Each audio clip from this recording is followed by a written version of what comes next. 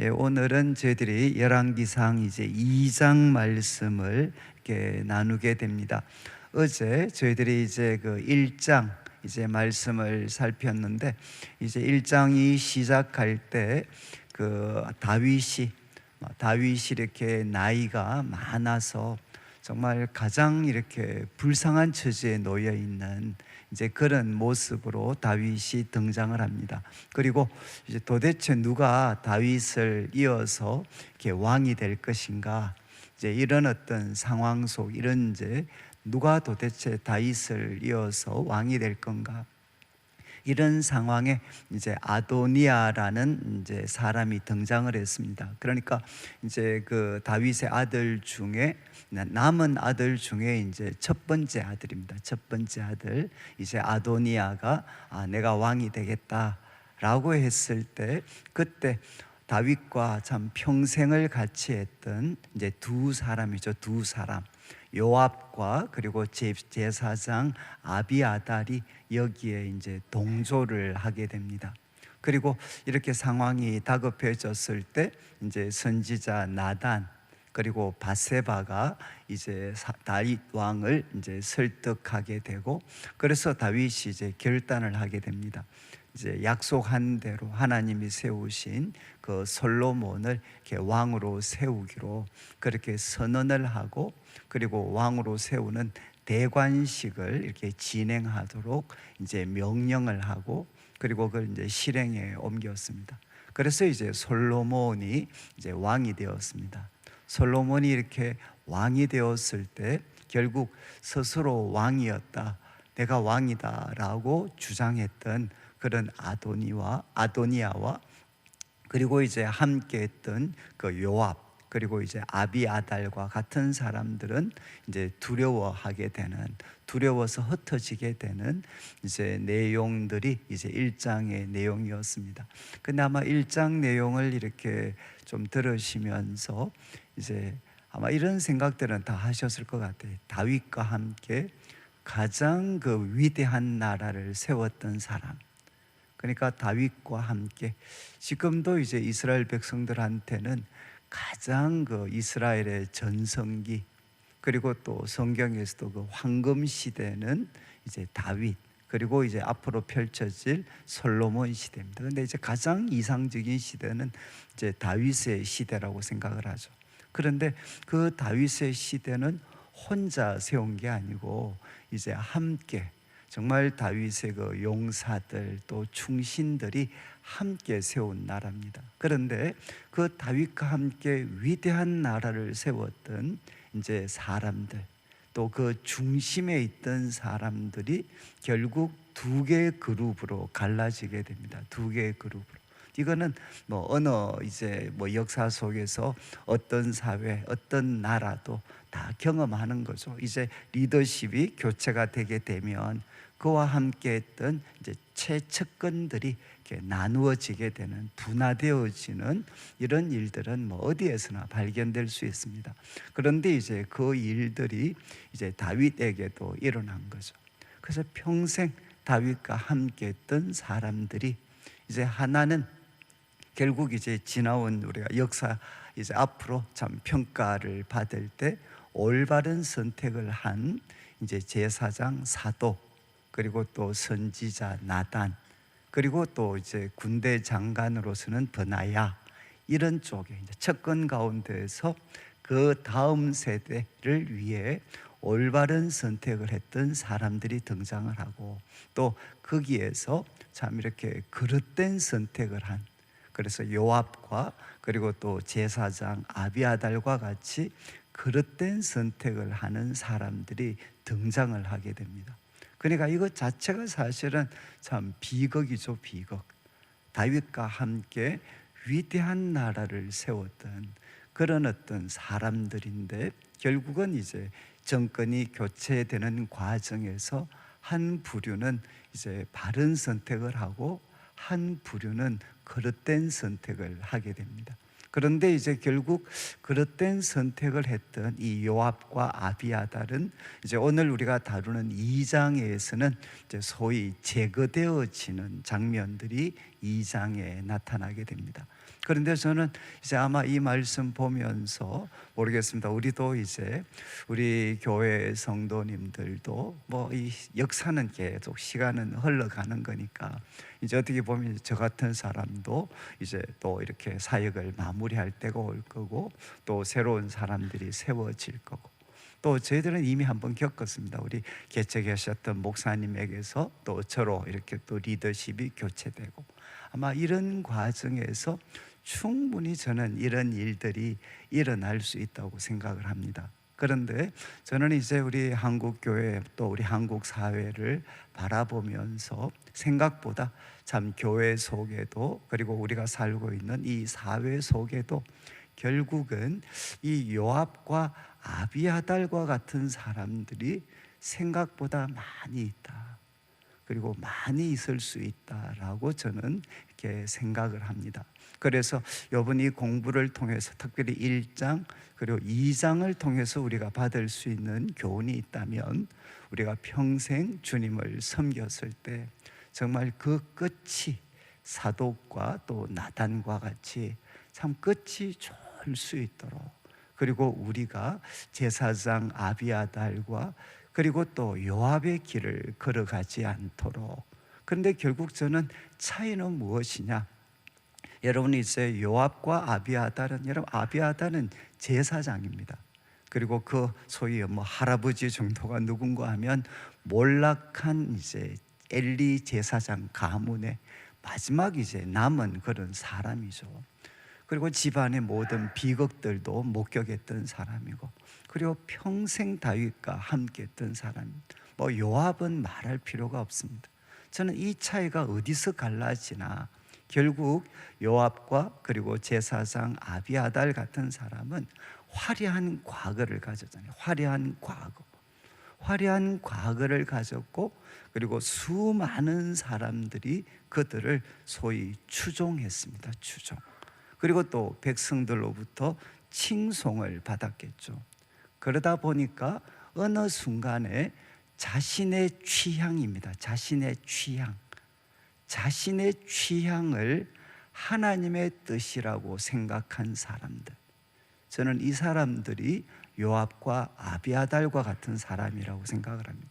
그러니까 그들이 취향이 누구를 선택했나? 바로 아도니아를 선택한 거죠. 그러니까 바로 자신들의 취향을 하나님의 뜻이라고 생각을 하고 그러니까 이들이 움직이면 그들을 따랐던 사람들도 여러분이 이제 그들의 취향을 하나님의 뜻이라고 많은 사람들이 따르게 되는 거죠. 저는 이제 참 교회가 이렇게 리더십이 교체되고 할 때 또 아니면 교회가 여러 가지 중요한 결정을 할 때마다 이런 일들을 저는 참 많이 봅니다. 교회 속에서 가장 중요한 역할들을 하면서 오랜 시간을 보냈던 사람들이 결국은 자신들의 취향을 하나님의 뜻이라고 생각을 하고 그것을 주장하게 되었을 때 교회에 어떤 혼란과 그리고 갈등들이 일어나는가 하는 것들을 저는 정말 많이 목격을 했습니다. 여러분들이 이제 결국 이 차이는 사독 그리고 또 선지자 나단과 같은 사람들은 막 좀 이렇게 역사의 승자가 됐으니까 그럴지 모르지만 결국 이들은 누구냐? 하나님의 뜻에 자신의 취향을 굴복시킬 수 있는 사람입니다. 그러나 요압과 아비아달은 화려한 과거 때문에 많은 사람들이 그들을 따랐기 때문에 그들의 취향 자체가 자동적으로 하나님의 뜻일 거라고 생각할 수 있는 그런 사람들이 되어져 버린 거죠. 그러니까 저는 이제 이럴 수 있는 위험이 저와 같은 사람한테 가장 많이 존재할 수 있습니다. 저도 이제 어느 순간부터 저의 취향 그리고 또 저의 판단을 마치 하나님의 판단과 같은 것으로 할 수 있는 가장 위험한 사람이 바로 저일 수가 있습니다.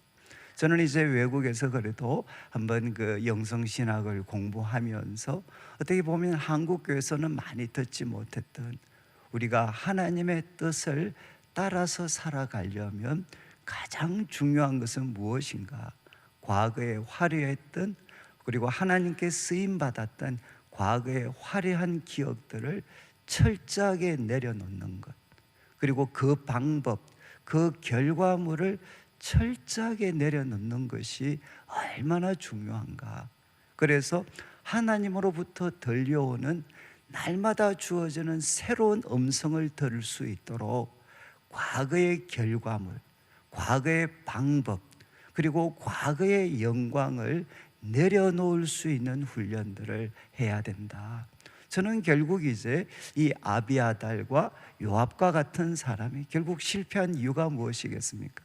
화려한 과거, 많은 사람들의 추종, 그리고 많은 사람들의 칭송 때문에 어느 순간 자신들의 판단을 하나님의 뜻이라고 생각하게 된 거죠. 제가 이제 여러분들이 좀 지루하게 느껴질 정도로 이런 어떤 참 솔로몬의 이야기를 같이 한번 살펴보는 이유가 무엇인가 하면, 바로 이 딱딱하게 보이는 말씀을 통해서 여러분, 하나님 말씀의 정확한 뜻이 무엇인지를 하나라도 알아가지고, 어떻게 보면 내 스스로 합리하고 합리화시키고 있는 하나님의 뜻이 아닌데 내 취향을 하나님의 뜻으로 고집할 수 있는 위험에서 조금이라도 벗어나는 것이 어떻게 되느냐? 개인과 공동체를 위해서 가장 사실은 안전한 길이라는 겁니다. 오늘날 우리 한국 사회, 한국 교회 가운데 가장 위험한 사람들은 누구냐? 자신의 취향을 하나님의 뜻이라고 주장할 수 있는 사람들입니다. 그리고 그 주장이 백성들로부터 먹혀 들어갈 수 있는 사람들이 가장 위험한 사람들입니다. 그러니까 여러분들이 그분들을 위해서 기도하셔야 돼요. 기도. 그래서 지금 이제 우리 1장에서 두 개의 그룹으로 갈라졌습니다. 그리고 오늘 우리가 다루는 이 2장의 말씀은 이제 다윗이 죽으면서 유언을 합니다. 유언. 그래서 1절부터 시작을 해서 이제 12절까지 다윗이 유언을 하는 내용인데, 결국 이제 여러분들이 1절부터 시작을 해서 이제 4절까지의 말씀은 결국 뭔가 하면, 가장 중요한 것은 무엇이냐? 하나님 3절 말씀을 한번 보시죠. 여호와의 명령을 지켜 그 길로 행해라. 한마디로 3절 순종하라는 겁니다. 하나님의 그 말씀과 규례에 순종해라. 그리하면 어디로 가든지 형통할지다. 형통할 거다. 그리고 4절 말씀, 이게 하나님이 다윗에게 주신 약속의 핵심이라는 거죠. 너의 자손들이 하나님의 길을 잘 따르게 되면 어떻게 되나? 이스라엘 왕위에 오를 사람이 끊어지지 않을 거다. 이렇게 하나님께서 말씀하셨다는 겁니다. 여러분, 이게 왜 중요하냐?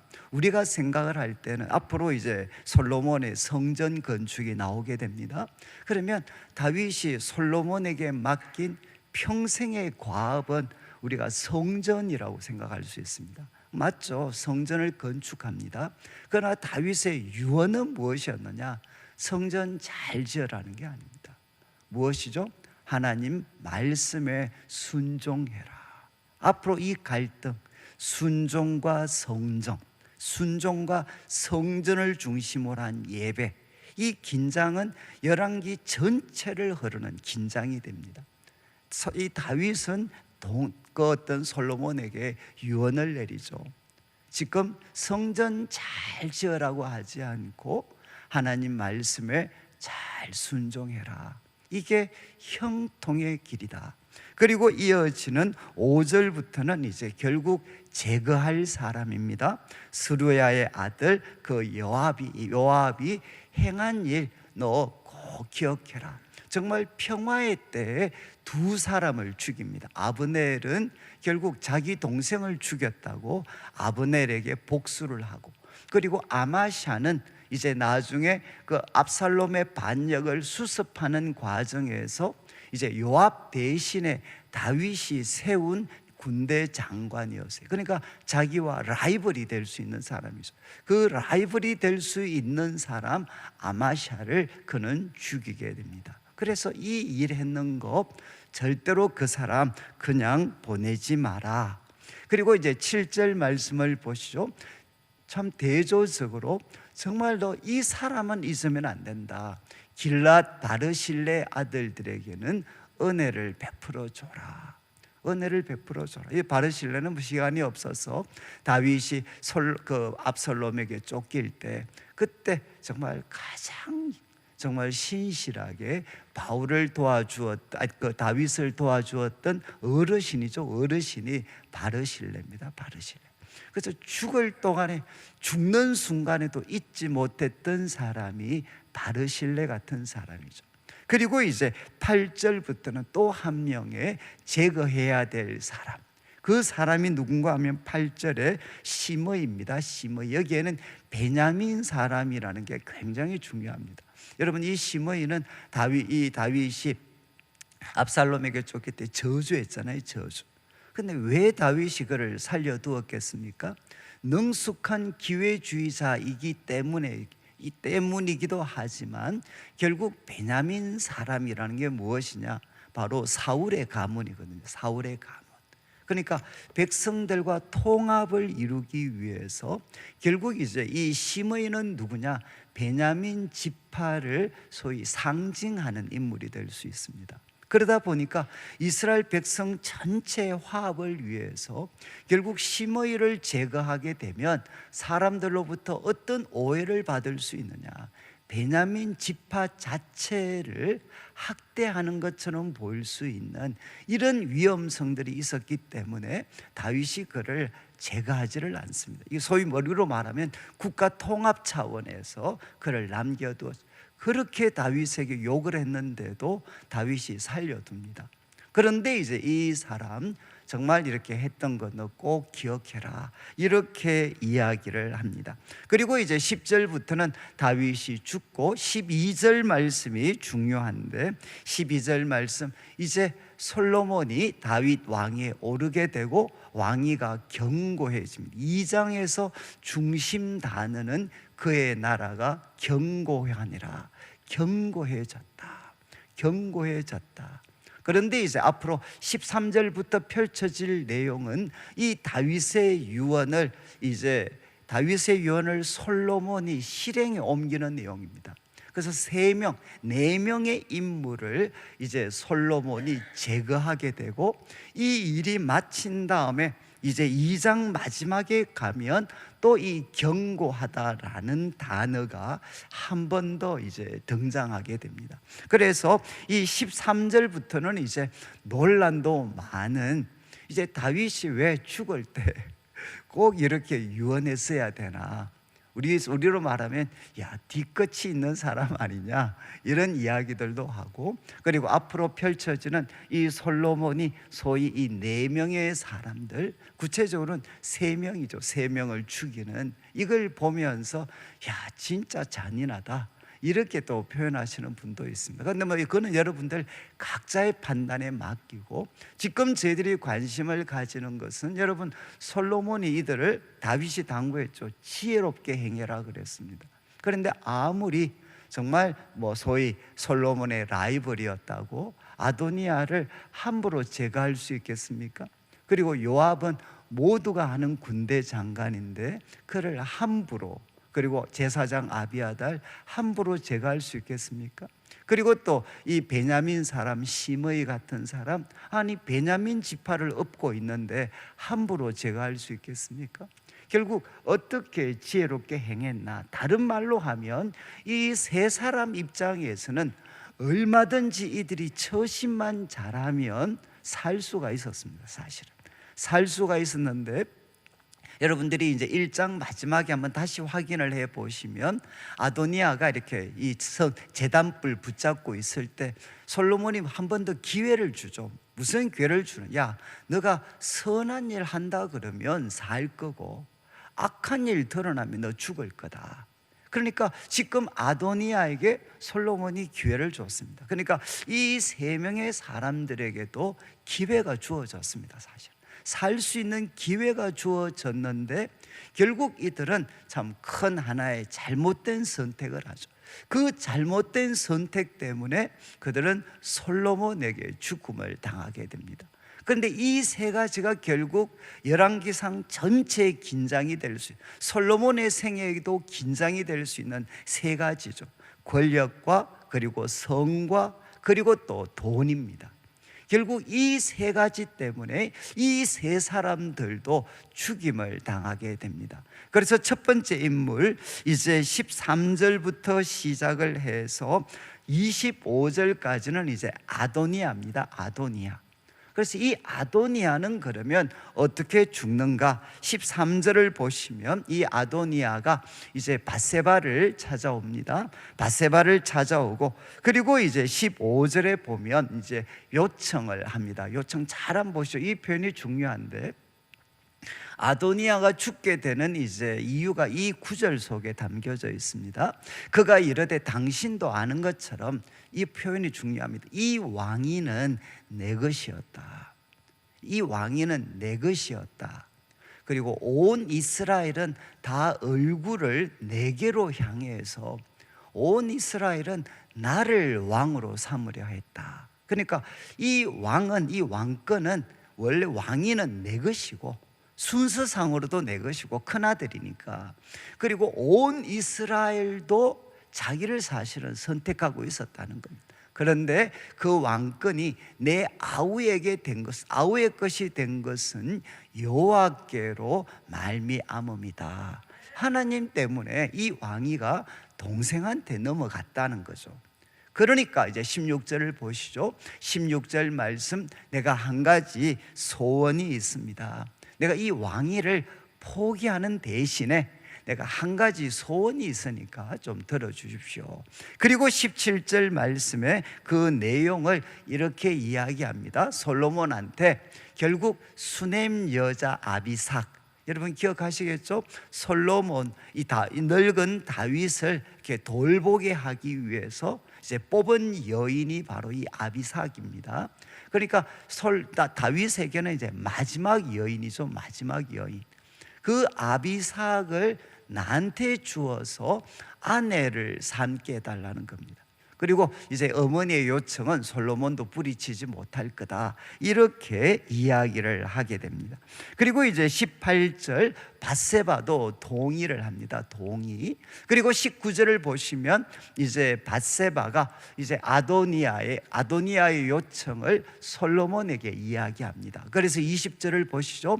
이제 솔로몬을 찾아가고 요청을 합니다. 그러니까 이제 솔로몬이 이야기하십시오. 21절 이제 내용이 나옵니다. 수넴 여자 아비삭을 아도니아에게 주어 아내로 삼게 하십시오. 이렇게 어머니가 부탁을 합니다. 자, 그런데 22절 보시면 22절 솔로몬이 그의 어머니한테 대답을 합니다. 펄쩍 뛰는 거죠. 어찌하여 아도니아를 위해 수넴 여자 아비삭을 구하십니까? 어떻게 그런 부탁을 저한테 하실 수 있습니까? 라고 하면서 그 다음 말 보시죠. 이게 이제 오버냐 아니면 이게 정확한 거냐? 그는 나의 형이니까. 이게 이제 아도니아가 했던 주장이죠. 원래 내 거다라고 할 때 그는 나의 형이니까 그를 위하여 왕권도 구하시고, 그리고 그뿐만 아니라 제사장 아비아달과 그리고 스루야의 아들 요압을 위해서도 구하십시오. 이게 좀 오버지 않습니까? 아니, 아비삭 달라 그러는데 뭐 왕위를 달라고 하고, 그리고 요압과 아비아달과 이게 무슨 상관이 있겠어요? 지금 이제 이 솔로몬의 말이 오버한 거냐, 아도니아를 죽이기 위한 건수를 스스로 만들어낸 거냐, 아니면 정확한 판단이냐.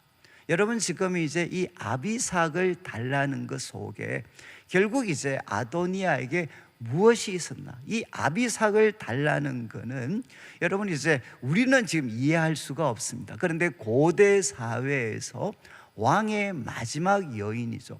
그리고 왕의 여인을 자신의 아내로 취하는 것은 무엇이냐? 왕이 자신의 그 왕위의 정통성을 나타내는 표현 중에 하나였습니다. 그래서 여러분들이 그 어떤 압살롬이 소위 반역을 일으켜서 예루살렘을 점령했을 때 첫 번째 했던 행동이 뭔 줄 아십니까? 남겨졌던 후궁 여인들과 관계를 맺는 겁니다. 이것은 무엇인가 하면 바로 왕위가 자기에게 넘어왔다라는 대표적인 사인인 거죠. 사인.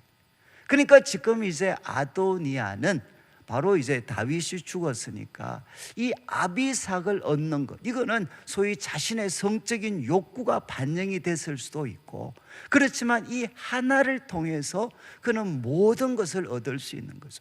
자기가 만약에 아비삭을 얻게 되면 모든 백성들에게 결국 보여지는 사인은 무엇이냐? 다윗 왕의 정통적인 계승자는 아도니아구나. 그리고 이것이 보여지게 될 때 요압과 아비아달도 같이 움직이게 될 거라는 것. 결국 이것은 무엇이냐? 한 가지를 통해 모든 것을 얻을 수 있는 비책이죠, 비책. 그런데 이제 솔로몬은 이것에 대해서 정확하게 간파를 하게 됩니다. 근데 저는 이제 이 어떤 아도니아의 이야기를 볼 때마다 이 왕위는 내 것인데 하나님 때문에 내가 놓게 됐습니다. 그 보상으로 이것 좀 해 주십시오. 여러분, 참 저는 여러분들이 아마 이 말씀 오늘은 모르겠습니다. 여러분들 마음에 원래 이 돈은 내 것인데, 원래 이 아파트는 내 건데 이것 때문에 내 것이 안 됐습니다. 아마 여러분들 중에 원래 요번에 예를 들어서 장로님은 내가 돼야 되는데, 아니면 권사님은 내가 돼야 되는데, 여러분 아마 이런 미련 때문에 이거 내가 못했으니까 그 보상으로 나 이거는 하나님이 해 주셔야 돼 라고 요구하는 게 혹시 계실지 모르겠어요. 그런데 여러분들이 아마 기도해 보시면 느끼실 텐데, 기도해 보시면 하나님이 꼭 고치시는 것 중에 하나가 무엇이냐? 여러분, 아도니아처럼 육체적인, 우리가 인간적인 관점에서 이거는 내 것이 충분히 될 수 있었어. 여러분, 그것이 정말 나의 것인가요? 지금 이제 결국 우리가 생각을 꼭 교정해야 되는 것 중에 하나가 무엇이냐? 내가 생각할 때 이것은 나의 것이 되어야 되는 것, 그건 나의 것 아닙니다. 하나님이 나한테 주신 것이 나의 것이지, 내가 생각할 때 이것은 내 것이 되어야 돼. 여러분, 이것은 어떻게 되느냐? 아도니아처럼 죽음에 빠뜨리는 위험한 요구, 위험한 협상을 하게 만들 수 있어요. 이거는 정말 여러분들이 잘 생각하셔야 됩니다. 여러분, 바로 이건 내 건데, 내 건데 내려놨으니까 나 충분히 보상받아야 돼. 보상해 주셔야 돼. 당신들은 무엇으로? 아비삭으로 보상해 줘야 돼. 그런데 그 아비삭 속에는 무엇이 있느냐? 내가 숨겨놓았던 욕망들이 이 속에 다 담겨져 있는 겁니다. 이거는 나 가져야 돼. 이게 무엇이냐? 아도니아를 죽음으로 몰고 가게 됩니다. 여러분, 우리가 하나님 말씀을 이렇게 좀 이렇게 쭉 살펴보는 결국 이유는 무엇이냐? 우리들의 삶을 불행하게 만들고 때로는 위험하게 만드는 것 중에 하나가 무엇이냐? 이 해결되지 않는 미련입니다. 내려놓지 못한 미련. 그러니까 항상 무엇이죠? 원래 이것이 내 것인데, 그리고 내 삶은 원래 이렇게 됐어야 되는데, 결국 그때 하나님 때문에 내가 이거 내려놓게 됐어. 그러니까 마음에는 항상 뭐라고 해야 되느냐? 나 보상받아야 돼. 하나님으로부터 나 뭔가 보상받아야 돼. 그러다 보니까 뭔가 기회만 주어지면 이게 하나님이 나 보상시켜 주려고 이런 기회, 이런 제안을 받게 하셨구나. 그거 덥석 물면 어떻게 되죠? 아도니아처럼 죽습니다. 저는 이제 우리 마음속에 꼭 기억하셔야 되는 게, 내가 생각할 때 이거 내 것이어야 돼. 여러분, 그거는 내 것이 아닙니다. 하나님이 주시는 것이 내 것이지, 내 생각 속에 있는 그것이 나의 것이 아닙니다. 나의 것. 그러니까 지금 있는 하나님이 주신 게 내 것이라고 생각을 하고 감사함으로 받아들이게 되면 우리는 전혀 다른 선택을 하는데 이것을 내 것이라고 고집을 해서 미련이 항상 내 마음에 있습니다. 여러분, 잘못된 선택 속에는 무엇이 있느냐? 해결되지 않는 미련이 있습니다. 이게 원래 내 삶은 이랬어야 되는데, 원래 내 삶은 이랬어야 되는데, 여러분, 이거 갖고 있다가 망하는 사람들 정말 많아요. 정말. 오히려 하나님이 주신 것 감사함으로 받아들이시게 되면 전혀 다른 삶이 우리들에게, 전혀 다른 기회가 우리에게 펼쳐질 수가 있습니다. 그리고 이어지는 두 번째 인물을 한번 보시죠. 이제 우리 26절부터 37절까지는 이제 아도니아가 죽습니다. 아도니아가 죽을 때 26절 7절 두 번째 제사장 아비아달입니다. 아비아달은 죽이지는 않죠. 죽이지는 않는데 26절을 한번 보십시오. 아비아달한테 이제 고향 아나돗으로 이렇게 가라, 이렇게 이야기합니다. 제사장 아나돗으로. 그리고 이야기하죠. 너는 다윗 앞에서 주 여호와의 궤를 메었고, 그리고 내 아버지가 환난 받을 때 너도 환난 받았다. 그러니까 나는 너를 죽이지는 않겠다. 그리고 27절 아비아달을 쫓아내서 결국 파면을 시키게 되고, 그리고 하나님이 약속하신 엘리의 집에 대한 말씀이 이루어졌다. 이렇게 성경은 기록을 합니다. 여러분, 제사장 아비아달 정말 평생 다윗과 함께 했고, 그리고 하나님의 궤를 메었고, 하나님의 궤의 핵심은 뭐냐? 하나님의 뜻을 분별하는 거거든요. 이 궤 속에 십계명이 담겨져 있잖아요. 하나님의 궤를 메었던 사람입니다. 궤를 메었던 사람. 그리고 대제사장은 무엇이냐? 우림과 둠밈으로 대표되는 하나님의 뜻을 분별할 수 있는 도구를 가졌던, 소위 관리했던 사람이 바로 대제사장이죠. 제사장 아비아달이었어요. 그런데 그가 마지막에 바로 바른 선택을 하지 못했던 거죠. 여러분, 아비아달이 할 수 없었다 그러면 여러분, 우리들도 그렇지 않겠습니까? 저는 교회에서 열심히 했고, 그리고 많은 삶의 결과물을 가지신 분들이 정말 끝이 좋으려면 어떻게 해야 되나? 자신의 주관을 철저하게 내려놓아야 돼요.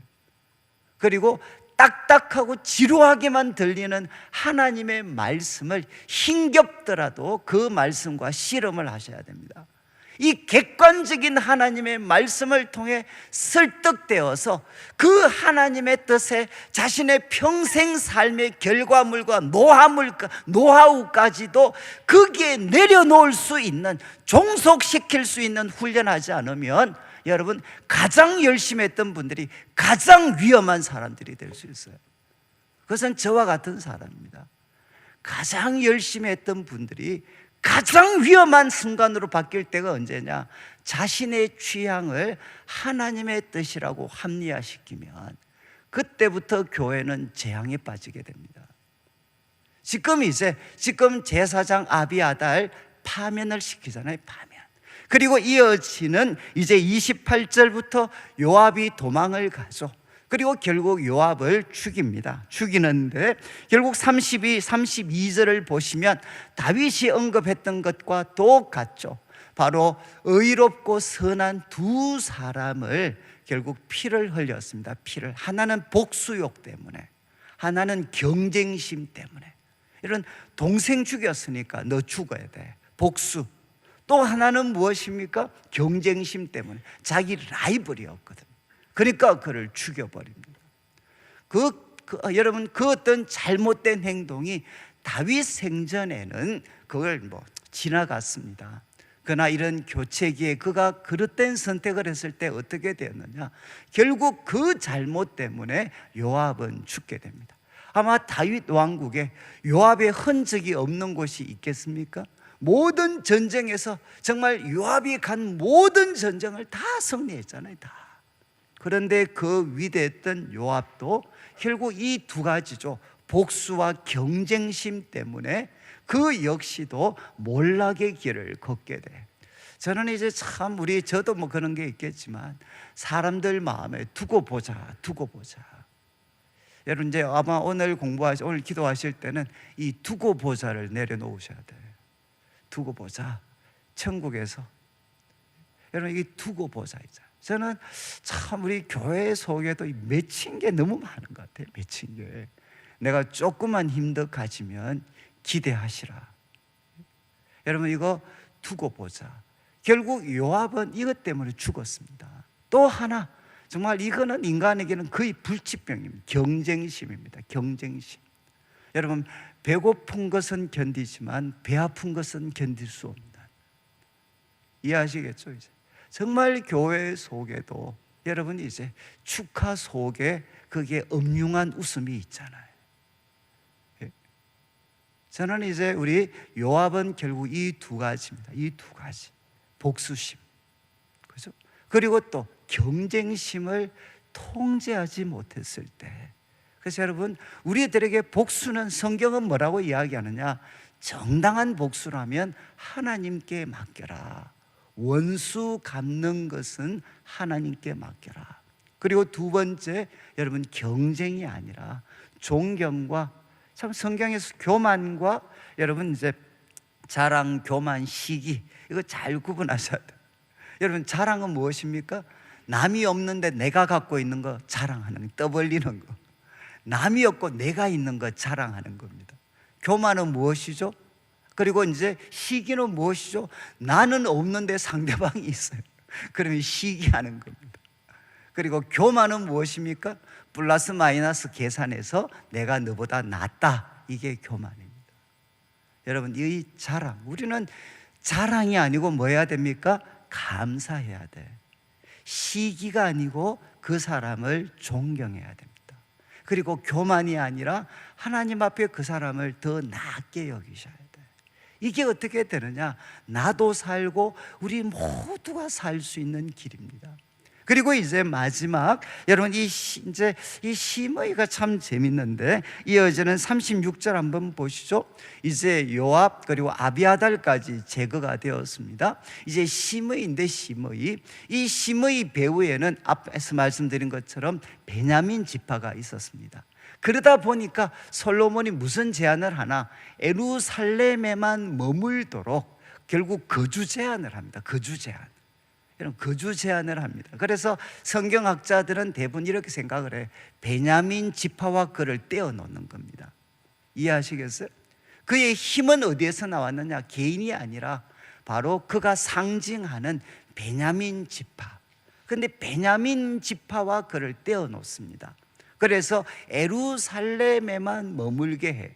그러니까 시므이도 무슨 뜻인지 알고 있습니다. 그래서 37절 보시죠. 너 분명히 알아라. 이거 거스리면 너 죽는다. 결국 이제 그의 영향을 예루살렘 속에 묶어두는 겁니다. 그런데 이제 38절 이렇게 했고 시므이도 동의했습니다. 동의. 주의 말씀대로 하겠습니다. 그리고 이제 오랫동안 예루살렘에 머물게 됩니다. 그리고 39절 보시죠. 39절 3년이라는 세월이 지났습니다. 그리고 시므이의 두 종이 이제 블레셋 가드 왕 마가의 아들한테 아기스한테로 도망을 갔습니다. 그러니까 어떤 사람이 시므이에게 이제 이야기했죠. 종이 지금 블레셋에 있습니다. 이렇게 하니까 40절을 보시면 40절에 시므이가 그 종을 찾으려고 나귀에 안장 지우고 그 다음에 가드로 가게 됩니다. 그리고 그 종을 데려오게 돼. 그리고 41절 이야기합니다. 시므이가 예루살렘을 떠났다라는 것을 솔로몬에게 보고를 하게 되죠. 그리고 42절을 보시면 이제 왕이 사람을 보내서 아니 너 왜 분명히 약속을 했는데 왜 이거 어겼느냐. 그리고 43절을 보십시오. 43절 결국 이제 너가 한 맹세로 맹세한 거 안 지켰으니까 44절에 그가 죽게 됩니다. 여러분 이거는 서로가 약속을 한 거잖아요. 약속. 쌍방간에. 그러니까 이거는 솔로몬이 시므이를 제거할 때도 그냥 홧김에 제거한 거 아닙니다. 분명히 그에게 살 수 있는, 누가 봐도 상식적이다라고 할 수 있는 제안을 했죠. 그런데 그 제안을 시므이가 결국은 거부했을 때 그가 죽음을 당하게 돼. 여러분 무엇 때문이죠? 결국 종 두 사람 때문에. 도망간 종 2명 되찾아오려고 하다가 도망간 종 2명 되찾아 오려고 자기가 직접 블레셋에 갔다가 그는 죽임을 당하는 겁니다. 여러분, 만약 이것 속에 결국 시므이한테 반영이 된 게 무엇입니까? 솔로몬 3년 정도 지나니까 이제 뭐 괜찮겠지라는 생각도 했을 거고, 또 솔로몬을 무시하는 마음도 있었을 거고, 무엇보다도 이제 돈이 중요했겠죠.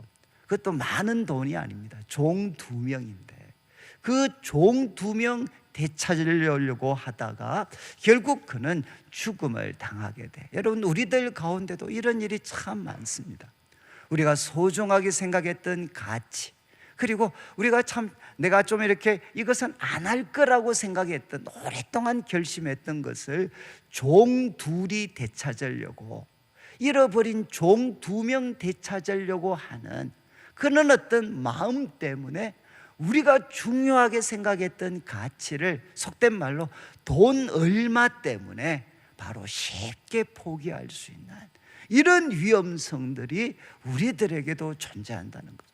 저는 참 이렇게 많은 분들이 때로 그랬던 선택을 할 때, 여러분, 처음부터 엄청난 선택을 잘못해서 망하신 분은 잘 없습니다. 결국 이 솔로몬의 이야기가 우리한테 주는 교훈은 무엇이냐? 여러분, 우리가 결정적인 잘못을 할 때 그 순간 잘못한 게 아니라 그 이전에 바로 그런 잘못된 선택을 하는 씨앗들이, 그 잘못된 결정을 하도록 하는 씨앗들이 그 이전에 계속 뿌려졌다는 겁니다. 계속.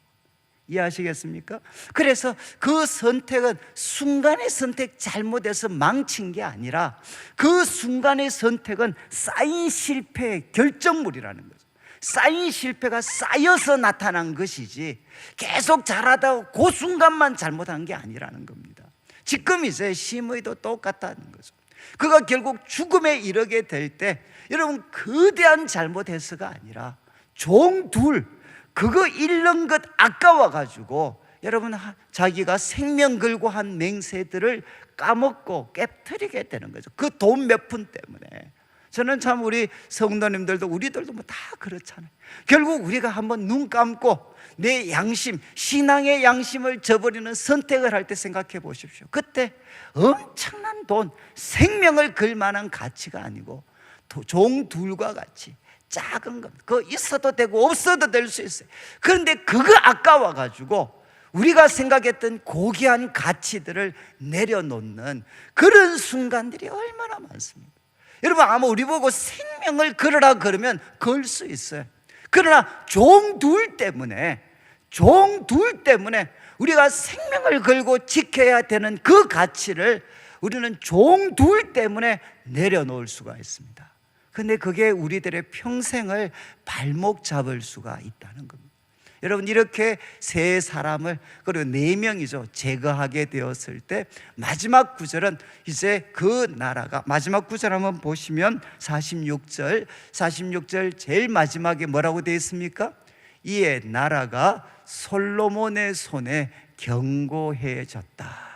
솔로몬의 손에 견고해졌다. 결국 오늘 말씀 이제 마무리를 하면 저희들이 좀 기도 한 10분 정도 기도를 드릴 텐데, 여러분, 저는 우리 성도님들이 평생 주님을 열심히 섬겨서 끝이 정말 좋을 수 있도록 여러분 참 지금부터 훈련하셔야 됩니다. 하나님 말씀에 나의 취향, 나의 판단을 굴복시킬 수 있는 훈련하셔야 돼요. 이거 안 하면 여러분, 정말 이거 안 하면 정말 우리가 힘들어집니다. 여러분, 하나님의 말씀에 내 생각과 그리고 나의 취향을 내려놓는 훈련들을 꼭 하셔야 돼요. 이거 또 하나, 이거 잘 하시려면 나와 다른 입장에 있는 분들 이야기를 꼭 귀담아 들으셔야 돼요. 꼭. 여러분, 내 편에 있는 사람들 이야기만 듣지 말고 반대쪽에 있는 사람들의 이야기를 여러분들이 꼭 귀담아 들으셔야 돼요. 요즘 확정평양이라는 말을 하잖아요. 그 생각 속에 있는 사람들만 똘똘똘똘똘 뭉쳐가지고 그들만의 진리와 가치를 만들잖아요. 여러분, 때로는 낯선 사람들의 이야기, 그리고 가장 낯선 것이 하나님으로부터 온 말씀이죠. 하나님으로부터 온 말씀을 통해 내 취향과 내 생각과 내 판단을 내려놓을 수 있는 그 길을 우리 성도님들이 걸어가시고, 그리고 아도니아처럼 여러분 자꾸 마음에 미련 두시면 안 됩니다. 하나님이 나한테 주신 게 하나님의, 그게 바로 내 겁니다. 내 거. 지금 우리가 주어진 삶에 하나님 앞에 감사하게 될 때 하나님이 나에게 원하시는 새로운 길이 열려지게 됩니다. 그리고 이제 이 어떤 요압을 보면서 여러분 복수하는 마음 꼭 여러분 내려놓으셔야 돼. 이 감정을 정리하셔야 돼. 입으로라도 하셔야 돼. 하나님, 내가 입부터 용서하겠습니다. 입부터. 이해하시겠죠? 입부터 복수에 대한 마음 내려놓고, 그리고 하나님, 경쟁심을 존경으로 바꿀 수 있는 힘을 주십시오. 경쟁심을 존경심으로 바꿀 수 있고, 그리고 심의, 정말 종들 때문에 생명을 걸었던 맹세를 깨트리는 어리석음 범하지 않도록 도와주십시오.